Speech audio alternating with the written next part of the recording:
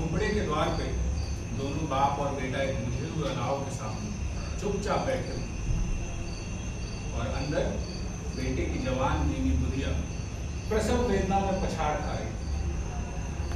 रह के उसके मुंह से ऐसे दिल हिला देने वाली आवाजें निकलती थी कि दोनों कलेजा थाम।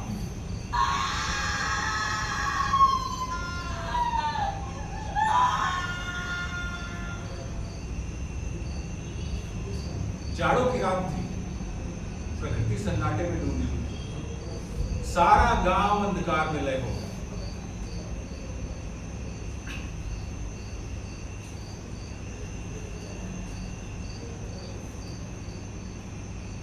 मालूम होता है बचेगी नहीं, सारा दिन तो दौड़ते ही गया, जाके देख तो आ।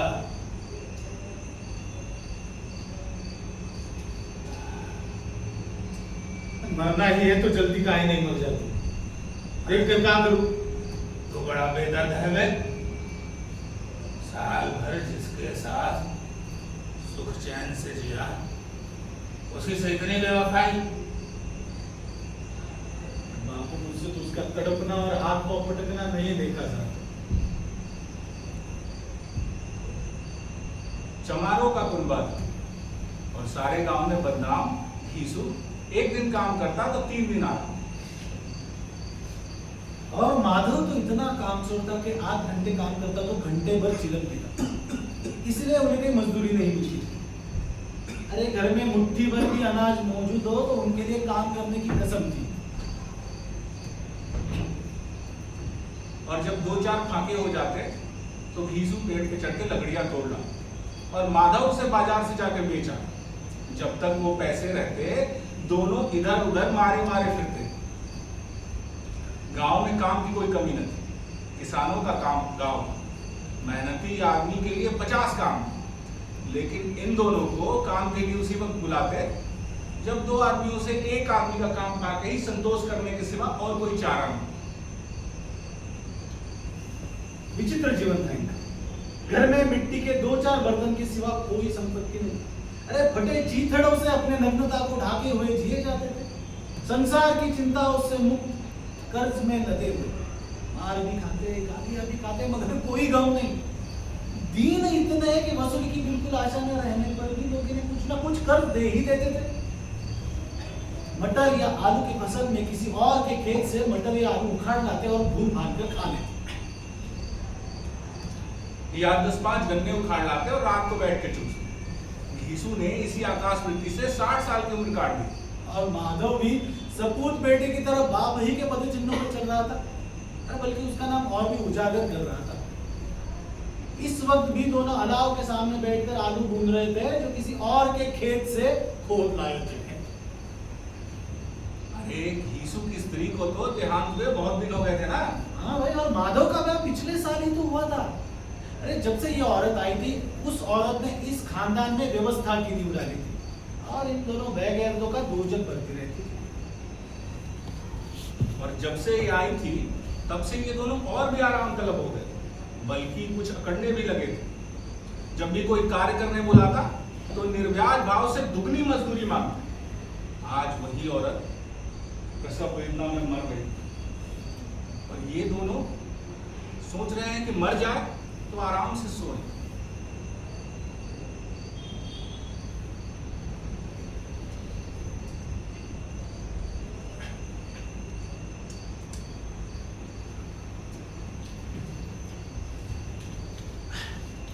अरे माधव, अरे मुझे तो ठाकुर की वो बारात याद आ गई थे जिसमें मैं तकरीबन 20 वर्ष पहले गया था। अरे क्या बताऊं, क्या बोझ था। जीवन में फिर वैसा स्वाद दोबारा नहीं मिला। क्या बोझ था वो। अरे लड़की वालों ने सबको पुड़िया खिलाई थी, सबको, छोटे बड़े सबने असली देसी घी की पुड़िया खाई। चटनी, अचार, रायता, 3 तरह के सूखे साग, एक रस्सेदार तरकारी, मिठाई, दही। अरे हम क्या बताऊं, पापड़ काका था। वैसा स्वाद फिर दोबारा नहीं मिला। अरे भुलाए नहीं बोलत है। जानते हो, जो चाहो मांगो, जितना चाहो खाओ, कौन वो रोक टोक नहीं। लोगों ने ऐसा खाया कि उनसे पानी तक नहीं पिया।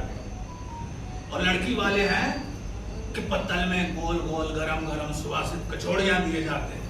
हम है कि हाथ रोके हैं, मना करते हैं कि ना चाहिए, लेकिन वो है कि दिए जाते हैं। और तो जब सबने खा लिया, मुंह हाथ धोने के बाद पान इलायची भी मिला। हाँ, बात कर रहे हैं। और का ससुर हमको तो सुध ही नहीं थी, इतना भर गए थे कि चटपट जाके अपने कम्बल में लेट। का दिल दरियाव था वो ठाकुर का, याद ताजा हो गई। बापू, अब कोनो ऐसा बोझ नहीं गिरावत है। अब कौन खिलाए बेटा, वो जमाना ही दूसरा था। अब तो ससुर को सबन को किफायत सूझती है। शादी ब्याह में मत खर्च करो, क्रियाक्रम में मत खर्च करो। अरे पूछो, गरीबों का माल बटोर बटोर कर कहाँ रखोगे? बटोरने में तो कोई कमी नहीं है, खर्च करने में किफायत सूझती है। बापू, तुमने एक 20 पुड़िया तो जरूर ठूसी होंगी। अरे 20 से ज्यादा खाई थी। मैं होता 50 खा जाता। 50 से कम तो मैंने भी न खाई थी। पूरा पट्टा था, वो तो आधा भी नहीं है मेरा भरी जवानी। बात करता है, जा जा पानी लेके देखता का पानी लावे को का पानी लिया। जब देखो तब डांटते रहते हो, पानी लेके आओ, कच्चा लेके आओ, ये लेके आओ, वो लेके आओ।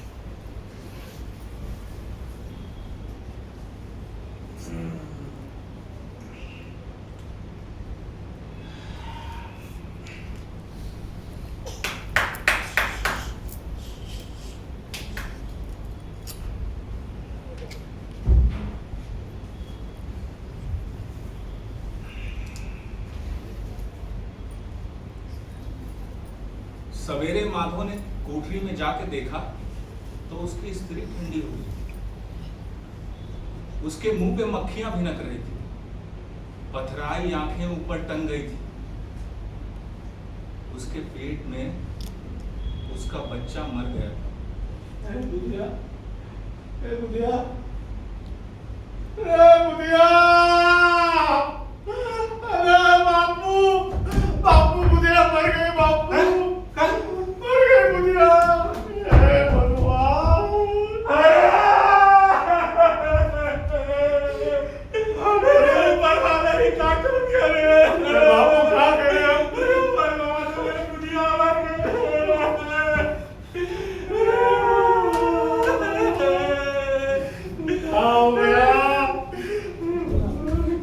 लेकिन ये रात ज्यादा रोने पीटने का समय न था। कफन और लकड़ी की चिंता भी तो करनी थी।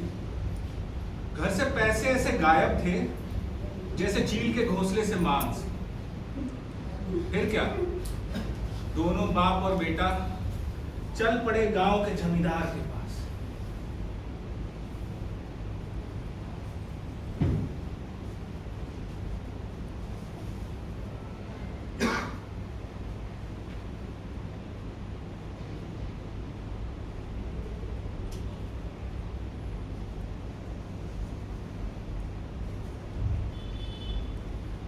अरे हजूर, हजूर, तुम्हारी विपत्ति ने हुजूर, हजूर भाई साहब। हाँ बात है किसुआ, सरकारी होता है। आजकल तो यार दिखलाई भी नहीं देता। मालूम होता है हमारे गांव में रहना नहीं चाहते। अरे हजूर क्या बताऊं, बड़ी विपत्ति में हूँ सरकार।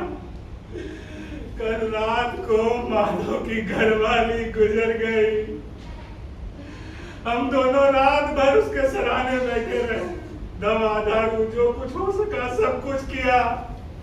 मुद्दा वो हमें दगा दे गई हजूर। अरे घर उजड़ गया मालिक, अब तो कोई एक रोटी पूछने वाला भी नहीं है। क्या बताए किसके द्वार में जाए मालिक, आप ही के सेवक हैं। अब आप ही की कृपा होगी तो उसकी मिट्टी पार लगेगी।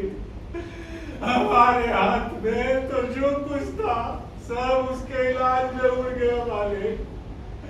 आप ही का सेवक हो, कुछ दया कीजिए कि उसकी मिट्टी उठे। और किसके द्वार में जाऊंगा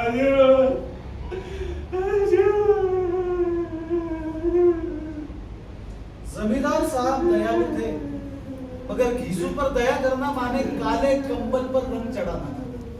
अरे जी ने तो आया कि कह दे रामखोर, तू तो कभी बुलाने पर भी नहीं आता है, आज जब गरज पड़ी है तो आकर खुशामद कर रहा है। लायक कहीं का। मगर ये क्रोध या दंड देने का अवसर न था। अरे जी में घूरते हुए 2 रुपए निकाल कर उसके तरफ फेंक दिए, मगर सांत्वना का एक शब्द भी मुंह से ना निकला है। उसके तरफ ताका तक नहीं, जैसे सिर का बोझ उतारा। अरे बड़ी कृपा मालिक, बड़ी कृपा।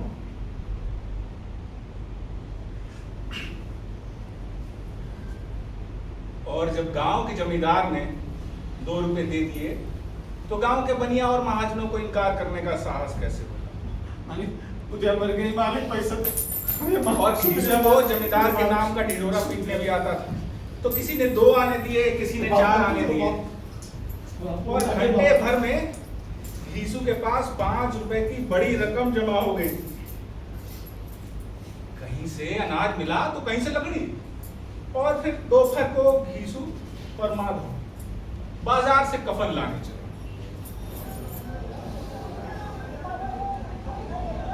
बुरा रिवाज है नहीं बाबू, जिसे जीते जी तन ढाकने को चितड़ा भी ना मिले, उसे मरने के बाद नया कफन चाहिए। कफन लाश के साथ जल भी तो जाता है। और क्या, अरे रखा थोड़ा ही रहता है। अरे यही 5 रुपया अगर पहले मिले होते तो कुछ दवा दारू न कर लिए होते। दोनों एक दूसरे के मन की बात ताड़ रहे थे। बाजार में इधर उधर घूमते रहे। कभी इस बजाज की दुकान पर गए, कभी उस बजाज की दुकान पर गए। तरह तरह के कपड़े, रेशमी, सूती देखे, मगर कुछ जचा नहीं। यहाँ तक के शाम हो गई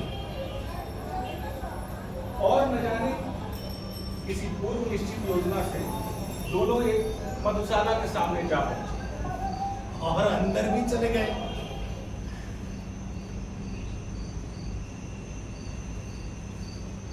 साहू जी, एक बोतल हमें भी देना। संतरा लेना, अरे रख, संतरे भी दे दो। दो कुल्हड़ में।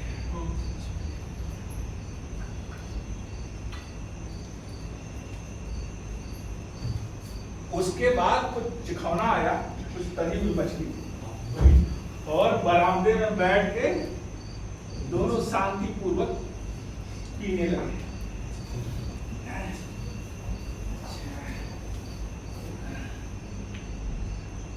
पहले हम आप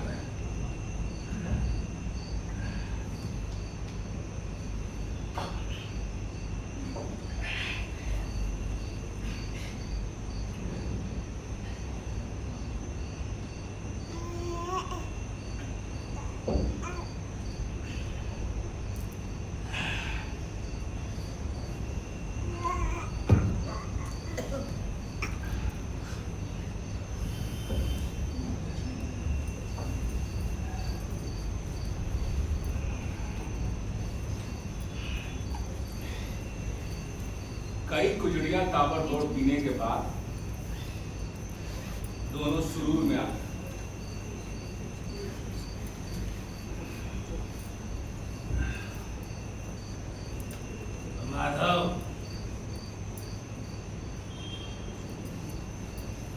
बुलावे से काम मिलता है। अरे कौन बहू के साथ थोड़े ही चला जाता है, जल ही तो जाता। दुनिया का दस्तूर है बापू, नहीं तो लोग हम लोग को हजारों रुपया पाएंगे।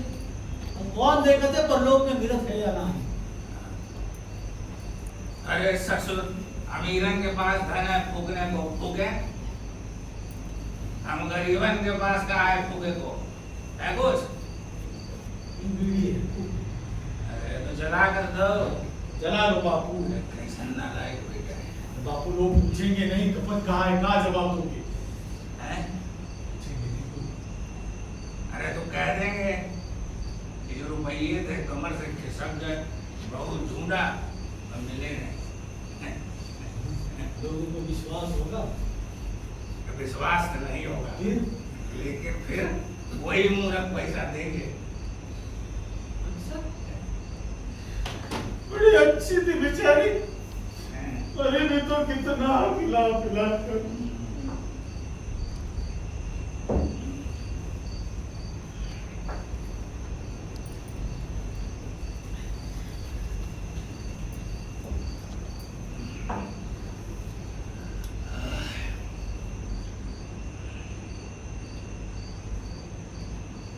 आधी से ज्यादा बोतल उड़ गई थी।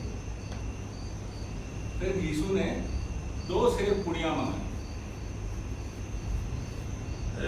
बेटा, अरे तो चखवना खत्म होने आया, अरे कुछ खावे को लाओ। तो पैसा दो। रुक जा।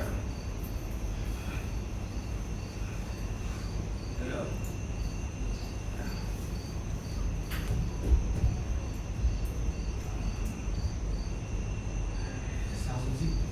ए बापू पुड़िया। अरे तो पुड़िये लाने तो भेजा था। अच्छा साहब जी, थोड़ी पुड़िया लेना, ही कुछ लेना। बापू चटनी। हाँ ले ले चल। चटनी भी लेना। रायता। अरे रायता भी ले ले। रायता भी लेना।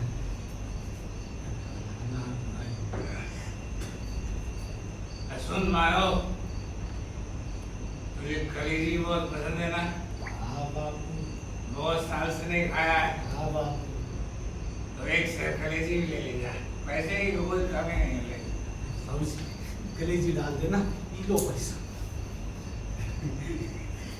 शराब खाने के सामने ही दुकान थी। माधव दौड़ के 2 पत्तलों में सारा सामान ले आया। अब मजा आएगा।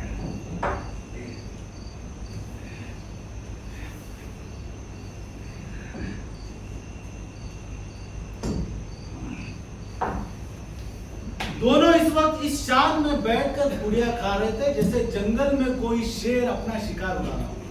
ना जवाबदेही का खौफ था, ना बदनामी की फिक्र। अरे इन सब भावनाओं को उन्होंने बहुत पहले ही जीत लिया था।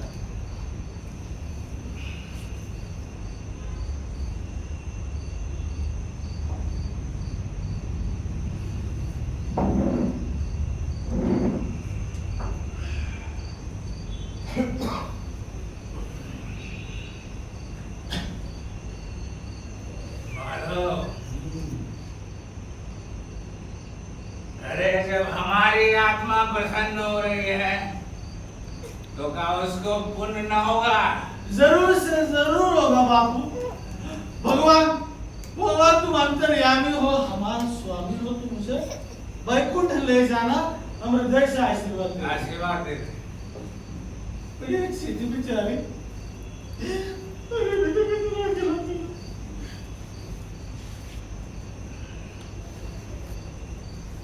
बापू, बाबू एक ना एक दिन हम लोग भी वहां जाएंगे। अरे वहाँ तो सभी को जाए पड़ता है। वहां जाएंगे और वो अगर वहां हमसे पूछेंगे कि हम कफन काहे नहीं दिए तो कहाँ कहेंगे? कहाँ कहेंगे? कहेंगे तुम्हारा सिर। आप पूछेंगे तो जरूर। अरे तुमको कैसे पता है कि उसको कफन नहीं मिलेगा? हैं? तुम हमको ऐसा गधा समझते हो क्या? 60 साल की उम्र धरती पे घास खोद रहा हूँ मैं। हमको क्या मालूम? अरे वो कफन मिलेगा और बहुत बढ़िया कफन मिलेगा, देख लेना, बहुत बढ़िया। कौन देगा? ये रुपए तो तुमने चट कर दिए। वो तो मुझसे पूछेगी, उसके मांग में सिंदूर तो मैंने भरा था। कौन देगा बताते क्यों नहीं? अरे बेटा, वही लोग देंगे जिन्होंने अब की दिया है। अब की पैसे हम दोनों के हाथ में लगेंगे।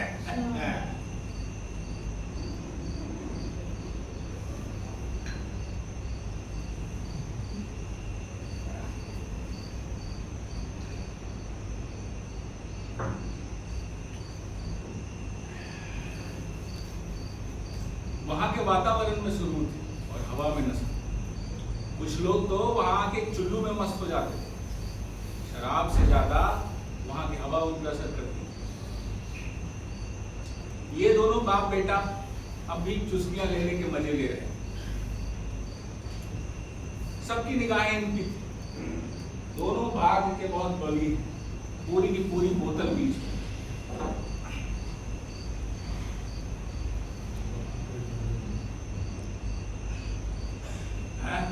पेट भर गया बापू? बोतल छोड़ दे। बिल्कुल छोड़ दो।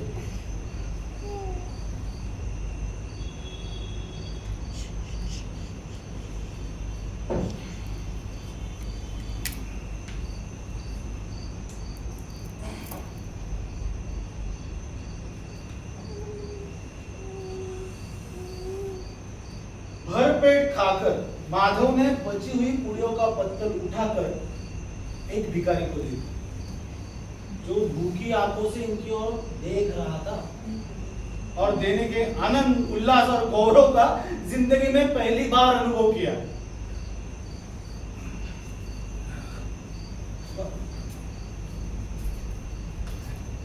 ये बेटा, ले जा, खूब खा, और लेकिन रोए रोए से उसको आशीर्वाद देना।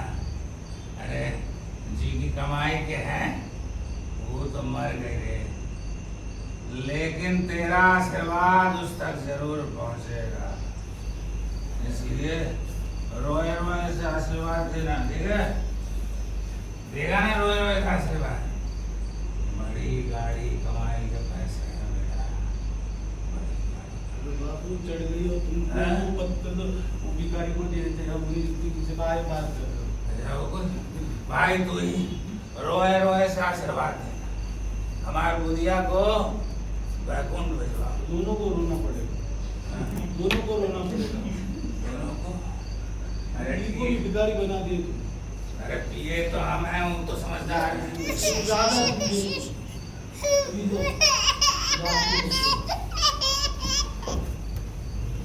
भगवान,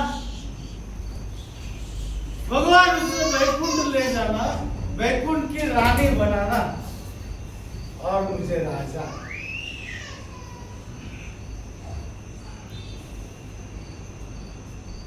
अरे बुधिया वैकुंठ जरूर जाएगी। हाँ बाबू। अरे इतनी भली थी बेचारी, कबो किसी को सताया नहीं, कबो किसी को दबाया नहीं।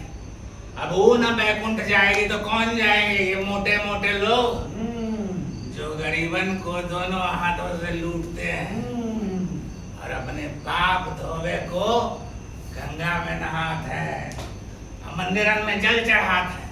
ये जाएंगे बैकुंठ ना?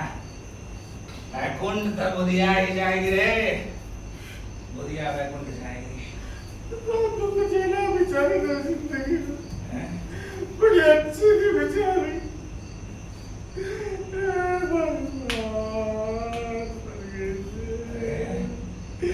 रोमत काहे है? ये बापू बुधिया मर गई है। अरे खुश हो, मरी नहीं है, वो माया मोह के जंजाल से छूट गई, मुक्त हो गई रे। बड़ी भाग्यवान थी जो इतनी जल्दी ये मोह माया के बंधन सब तोड़ दिए, मृत्यु लोक के बंधनों से मुक्त हो गए, मुक्त हो गए हमारे बुधिया। हमें भी मुक्त होना है मुक्त बापू, हो गए रे। हमें भी मुक्त होना है बापू। हाँ। ए भगवान उठा ले, मुक्त हो उठा गए। ले भगवान। ये उठाता नहीं है बापू।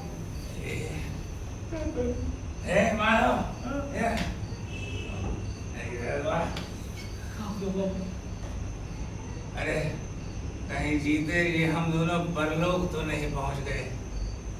परलोक? अरे सामने देख कितनी सारी अप्सराएं बैठी। सजो करो तो बातों चलो यार चक्कर निकाल कर बाहर निकल।